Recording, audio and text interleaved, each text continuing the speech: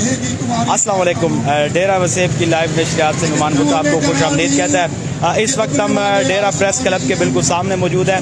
جماعت اسلامی ڈیرہ اسماعیل خان کی زیر صدارت یہ احتجاجی مظاہرہ کیا جا رہا ہے. بنیادی طور پر بجلی کی قیمتوں میں اور پیٹرولیم مصنوعات کی قیمتوں میں جو اضافہ کیا گیا ہے اس کے خلاف یہ احتجاجی مظاہرہ کیا. مزید ہم جانتے ہیں جماعت اسلامی کے ضلع امیر ہیں, ان سے ہم جاننے کی کوشش کریں گے اس کا بنیادی مقصد کیا ہے. السلام علیکم سر. وعلیکم السلام. آج جماعت اسلامی نے جو ہے یہ عوام دوست جس طرح سے ہمیشہ عوام کے حقوق کی بات کرتے ہیں, آج آپ لوگوں نے احتجاجی مظاہرہ کیا ہے. یہ ریلی کہاں پر جائے گی, اختتام پذیر ہوگی, اس کا مقصد کیا ہے؟ جی بسم اللہ الرحمن الرحیم. جیسا کہ آپ جانتے ہیں کہ آج کی ریلی کا مقصد بنیادی طور پر جو ملک کے اندر مہنگائی ہے, ملک کے اندر پیٹرول اور ڈیزل اور بجلی کی قیمتوں میں روزانہ کے حساب سے اضافہ ہے, اس کے خلاف امیر جماعت اسلامی سراج الحق صاحب نے ملک گیر احتجاجی مظاہروں کا, ہڑتال کا اور شگردروں کا اعلان کیا ہے.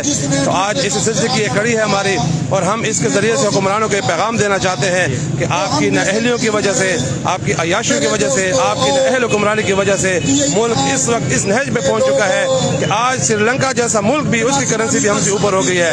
آج افغانستان کے اندر ان کا وزیر دفاع کھڑے ہو کر پاکستانی کرنسی کو ہاتھ میں پکڑتا ہے اور ایک ہاتھ میں افغانی کرنسی پکڑتا ہے, اور ہمیں تانے دیے جاتے ہیں کہ یہ دیکھو یہ پاکستان جس کی آپ لوگ بات کرتے ہیں, یہ ہمارے لیے شرم کا مقام ہے. ان حکمرانوں کو شرم سے ڈوب مرنا چاہیے میں سمجھتا ہوں, اور اب مزید عوام برداشت نہیں کرے گی.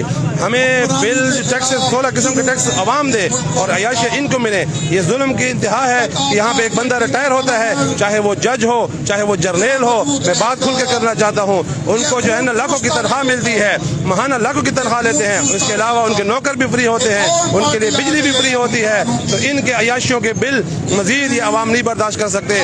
اس پیغام کے ذریعے سے ہم پیغام دینا چاہتے ہیں کہ تم لوگ اپنی نااہلیوں کو, اپنی عیاشیوں کو ختم کرو, نہیں تو اس کے بعد جماعت اسلامی سراج الحق صاحب کی قیادت میں ایک ملک گیر تحریک شروع کرنے والی ہے, جس کا ہمارا اگلا پڑاؤ پھر انشاءاللہ اسلام آباد کی طرف ہوگا, اور پھر کسی کے لیے بھی اپنے ان محلوں کے اندر رہنا پھر ممکن نہیں رہے گا. اچھا, یہ جو آپ نے ریلی نکالی ہے اس میں کون کون سی سیاسی جماعتیں شامل ہیں اور تاجر تنظیموں کے حوالے سے کیا کہیں گے؟ جی تاجر تنظیموں کے آپ جبیل صاحب ہمارے ساتھ موجود ہیں, آپ دیکھ رہے ہیں, وہ بھی ہمارے ساتھ یہاں پہ کھڑے ہوئے ہیں. وہ ہمارے ساتھ ایک کہتی کر رہے ہیں, جبکہ سیاسی جماعتوں کو ہم نے کسی کو دعوت نہیں دی. ہم سمجھتے ہیں کہ یہی سیاسی جماعتیں ہیں جو ملک کے اوپر چاہے پی ڈی ایم کی صورت میں ہو چاہے پی ٹی آئی کی صورت میں ہو, یہ لوگ اسی کے ذمہ دار ہیں. ان کی وجہ سے یہ ملک اس نہج تک پہنچ چکا ہے. آج یہ لوگ صرف اس لیے آتے یہاں پہ, ابھی آپ دیکھ رہے ہیں کہ اسحاق ڈار صاحب جس دن حکومت ختم ہوئی ہے وہ لندن چلا گیا ہے, اس سے پہلے بھی وہ لندن کے اندر موجود تھا. اس کا مطلب ہے کہ یہ لوگ صرف یہاں پہ حکمرانی کے لیے آتے ہیں, اپنے بچوں کے لیے, اپنی اولادوں کے لیے یہاں پہ پیسے قرضے لے کر ہڑپ کر کے, اور پھر لندن اور اپنی عیاشیوں کے لیے فرانس اور کوئی کہاں چلا جاتا ہے, کوئی سویڈن چلا جاتا ہے. ہم نے یہاں پہ کسی کو نہیں دیا دعوت.